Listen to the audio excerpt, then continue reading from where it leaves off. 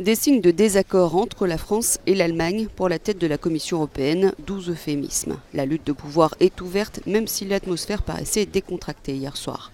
Emmanuel Macron a été transparent, il ne veut pas d'automaticité à la nomination de ce poste et donc de Manfred Weber, le Spitzenkandidat du Parti populaire européen, et d'Angela Merkel pour succéder à Jean-Claude Juncker.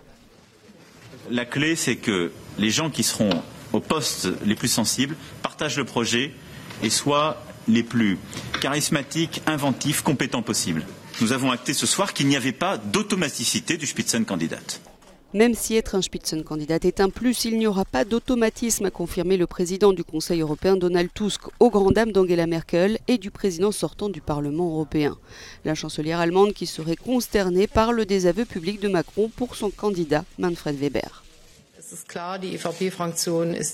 Il est clair que le groupe du Parti populaire européen est toujours le groupe le plus fort au Parlement, mais en même temps, il est clair qu'il n'a pas non plus la majorité au Parlement européen.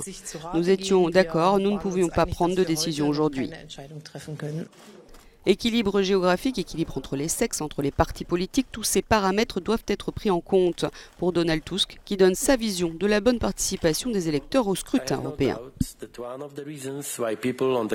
Je n'ai aucun doute, si les citoyens européens ont voté pour une majorité pro-européenne, c'est aussi en raison du Brexit. En voyant ce que le Brexit signifie dans la pratique, les Européens ont tiré leurs conclusions. Le Brexit a été un vaccin contre la propagande anti-européenne et les fake news.